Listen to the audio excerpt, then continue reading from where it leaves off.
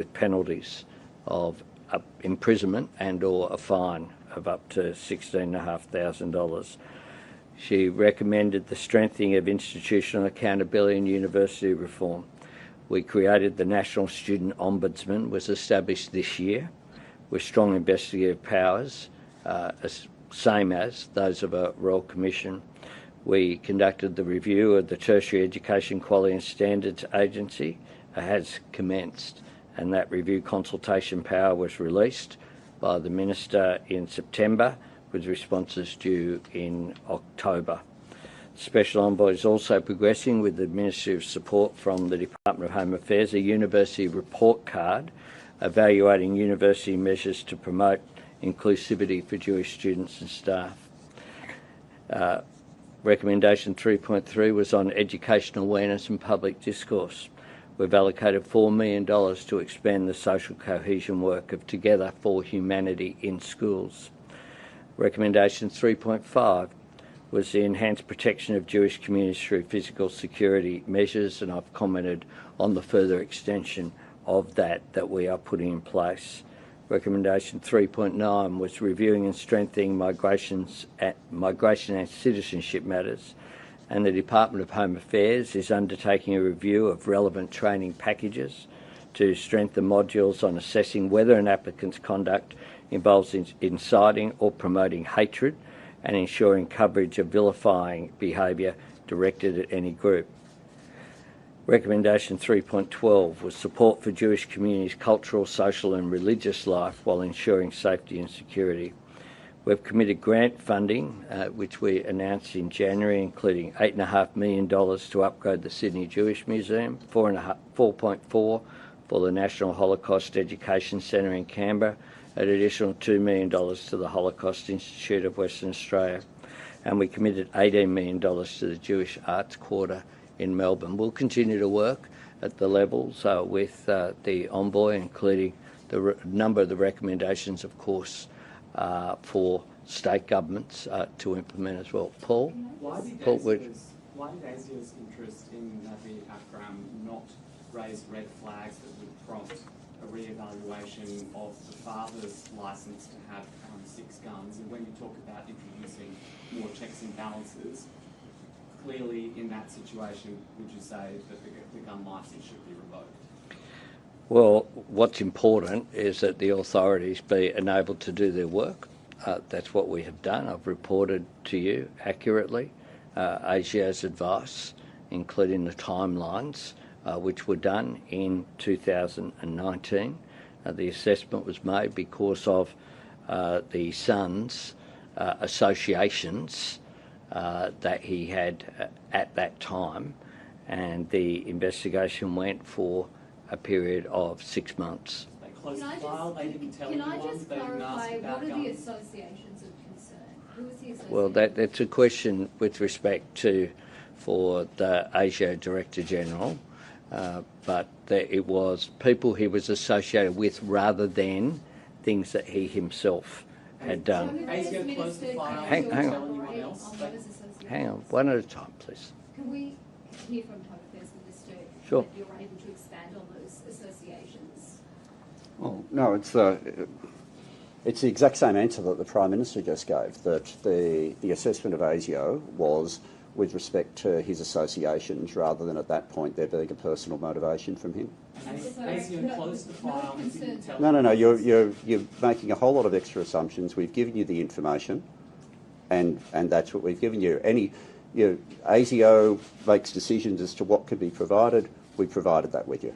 But should they have told police so that someone could investigate whether a close relative of his was licensed to have firearms? Did they tell anyone else?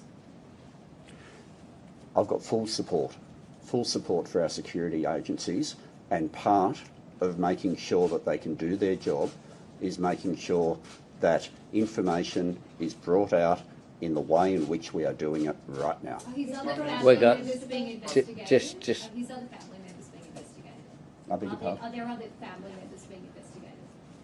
Do you have any concerns about the other family members? I have full support for our security agencies, and I'm authorised to give you the information which I have given you. And you would understand this is an ongoing investigation, and therefore we are not in a position to compromise that ongoing investigation. We have gone through the committees what we are able to tell you. We're providing as much information as possible. Prime Minister, has Australia gotten complacent on gun control since Port Arthur? And in terms of the gun control ideas that you'll be bringing to National Cabinet, what is within your power to do and what do you need from the states? Well, some laws are Commonwealth and some are implemented by the states. What we want to do is to make sure that we're all completely on the same page. That is one of the reasons why I'm convening the National Cabinet today as a matter of urgency. We will then task work to be done. As Premier Minster said, he will task work in New South Wales. We want to make sure, though, that there's greater uniformity in these issues. One of the things that we have done, for example, is to provide substantial amount of funding support so that the issues that arose out of the Queensland incident, where you had a terrorist incident that resulted in the death of Queensland police officers, that information wasn't transferred across state boundaries. Now that's something that we addressed at that time. We've provided funding for that, but we'll continue to work through those issues. Yeah. Can the National Firearms Register move faster? And does Australia need a new firearms by that program? Well, that's precisely what we're doing. Before us, there wasn't a National Firearms Register. That's the point. That's one of the major reforms that we're doing, and we will do it as soon as we can.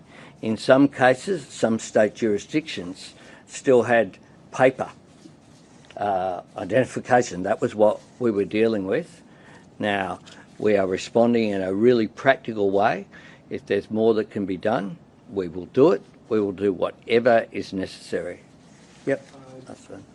Detailed on a bunch of progress there on antisemitism, but speaking to members of the community last night, today, there's a sense of extreme bitterness that this was inevitable and that they weren't listened to.